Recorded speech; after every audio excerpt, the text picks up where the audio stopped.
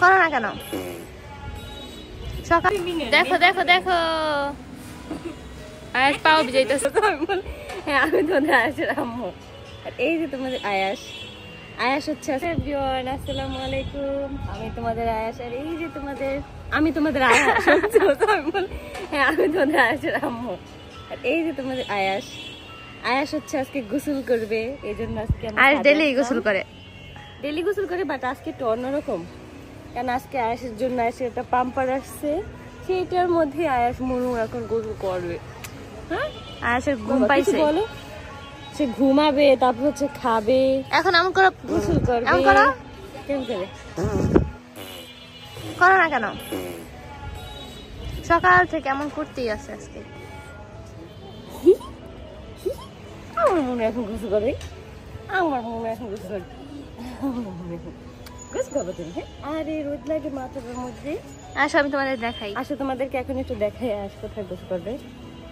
এই যে দেখো আয়াসের সুইমিং পুল, আর এটা হচ্ছে আয়াসের ঝর্ণা। আয়াসের সুইমিং পুলে নেই নাই তো এর দিকে আয়াস এই সুইমিং পুলে গোসল করবে।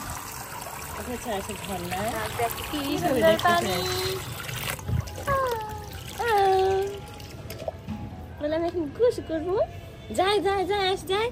আয়াস এখনই লাফ মারবে, এখানে যাই যাই যাই যাই যাই।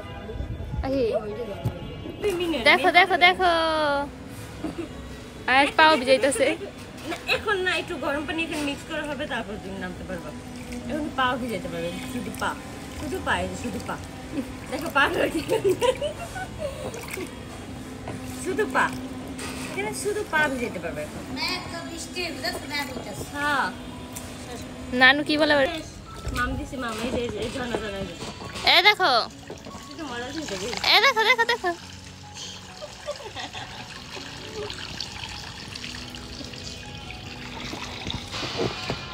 এই যে আবার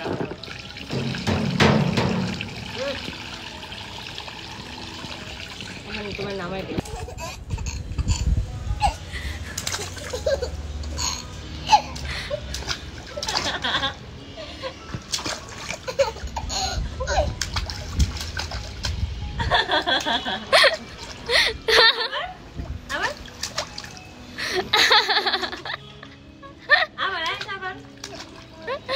আল্লাহ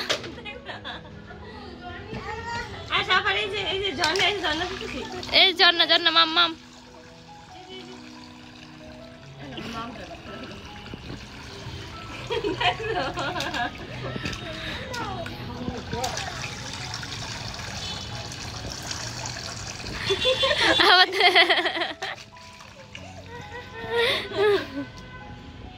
পাকনা পেয়ারা একটা। আল্লাহ, নিজেই পানিতে ছাগল দেয় আর আসে। বুঝছে বুঝছে বাবা, এখন শ্যাম্পু দাও মাথায়। দেখো গাইস, এই যে বুড়া মানুষের ভীমরতিতে ধরলে যা হয়, দেখো গোসল করে।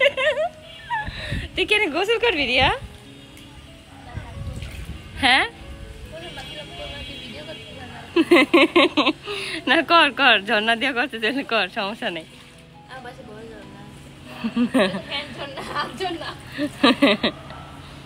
দেখো দেখো শেষ পর্যন্ত গোসল করতে, আবার সুইমিং পুলে যাবো, সমস্যা নাই। মানে এতক্ষণ ধরে ট্রাই করতেছিল কিভাবে নামবো, শেষ মেশে নাইমাই লাইছে একদম গোসল করতে। বাসার ছাদে বলে। আজকে আমাদের বাসার মেনু হচ্ছে শুটকি ভুনা আর হচ্ছে ইলিশ মাছের তরকারি। এই শুটকিটা হচ্ছে মূলত আমরা ভুনাই খাই। এই শুটকিটা আমার কাছে পার্সোনালি অনেক বেশি পছন্দ। আমি এই যে শুটকি আইটেম, তারপর ভর্তা আইটেম, এগুলো আমি বেশি খাই। তোমরা এখন থেকে প্রতিটা ব্লগেই দেখবা আমি একটু রান্না বাড়ার ক্লিপ নিব যতটুকু সম্ভব। এখন তো একটু ব্যস্ত, যার কারণে নেওয়া হয় না, বাট এরপরে আমি রান্না বাড়ার সম্পূর্ণ ভিডিও ফুটেজ আমি তোমাদের সাথে শেয়ার করব। যতটুকু এখন আর কি নেওয়া সম্ভব ঠিক ততটুকু আমি দেখাচ্ছি। তো এই যে এখন আমার আম্মু হচ্ছে শুটকিগুলো ভালো মতো টেলে নিতেছে। এটা টালা হয়ে গেলে তারপর এটা ধুয়ে তারপর আরো কত কিছু জানি করবে, তারপর হচ্ছে রান্না করবে। এই যে রান্না কিন্তু অলমোস্ট রেডি। এখন হচ্ছে কষাচ্ছে, এটা ভালো মতো কষায় তারপর হচ্ছে রান্না করবে। এখানে শুধু পেঁয়াজ আর হচ্ছে কাঁচামরিচ আর হচ্ছে মশলা, আদার্স কোনো কিছু দেয় নাই।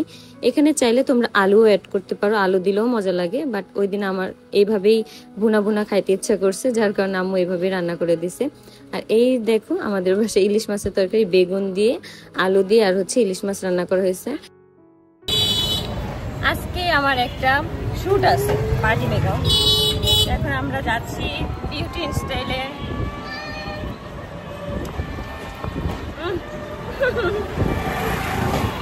আজকে তো তোমরা দেখলে রিয়া কিভাবে গোসল করে।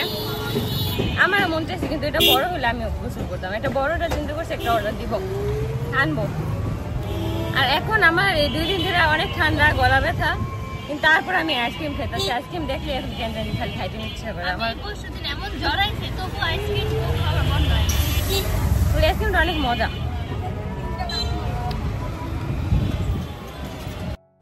আই মেকআপ যখন করা হয় না, তখন না আমি ম্যাক্সিমাম টাইমে আমার ঘুমে ধরে যায়। মানে এরকম অবস্থা, আমি দেখা যায় মাঝে মাঝে ঘুমায়ও যাই। মানে 5-10 মিনিট থাকে না মানুষের ঘুম হয়, ওরকম কিন্তু আমি ঘুমায়ও যাই। কিন্তু আজকের আই লুকটা আমার কাছে অনেক ভালো লাগছে, কারণ আই লুকটা একদম অন্যরকম ছিল। একদম হোয়াইট কালার একটা ড্রেসের সাথে আই লুকটা একদমই অন্যরকম ছিল। আর আমার বেস মেকআপ না সুন্দরভাবে বসে যায়। যেদিন হচ্ছে আমি মুখে হচ্ছে বরফ দিই, সেই দিন আমার মুখে খুব সুন্দরভাবে বসে। যেদিন আমি দেখি যে আমি ব্রাইডাল লুক, মানে সেই দিনই আর কি যাওয়ার সময় বাসা থেকেই হচ্ছে আমি ফেসে একটু প্রিপেয়ার করে নিয়ে যাই, যাতে করে মেকআপটা সুন্দরভাবে বসে। এই যে দেখো আমি কিন্তু এখন রেডি হয়ে গেছি। রেডি হওয়ার পরে হচ্ছে কিছু ভিডিও ক্লিপ আর কি নিব, যেটা তোমরা আর কি রিলস, তারপর হচ্ছে ছবি, এগুলো হচ্ছে দেখতে পারবা। আর এইদিকে আমি রেডি হইতেছিলাম, ঠিক এই সময়টাই হচ্ছে দুর্ঘটনাটা ঘটছিল। আমরা তখন আর কি মানে জানতামও না। তো হঠাৎ করে দেখি ফেসবুকটা পুরো একদম অবস্থা খারাপ, সবাই পোস্ট করতেছে। আসলে তখনও বুঝে উঠতে পারতেছিলাম না যে কি হয়েছে। অনেকগুলো পোস্ট সামনে আসার পরে আর কি বুঝতে পারলাম যে না, একটা সমস্যা হয়েছে, প্লেন আর কি হয়ে ক্রাশ হয়ে বাচ্চাদের ক্ষতি হয়েছে অনেক। মানে এই শুটের সময় আমরা জানতাম না আসলে কি হইতাছে। আসলে ঠিক অনেকক্ষণ পরই আর কি জানতে পারি, অনেকগুলা পোস্ট, অনেকগুলা ভিডিও দেখে আর কি বুঝতে পারলাম যে না, একটা দুর্ঘটনা ঘটছে। ঠিক ওই মুহূর্তে এত পরিমাণে খারাপ লাগতেছিল যে এতগুলার বাচ্চার প্রাণ কিভাবে আর কি চলে গেল। এই বাচ্চাগুলোদের মায়ের অবস্থা কি আল্লাহই জানে, যার যার সন্তান সেই জানে। দেখো দেখো মিমি হচ্ছে মিউজিয়ামে, মিমিকে মিউজিয়ামে রেখে দিচ্ছি। মিমি মিমি মিমি মিউজিয়ামে ঢুকে আছে, দেখছো? এই মিমি, এই এই যে দেখছো?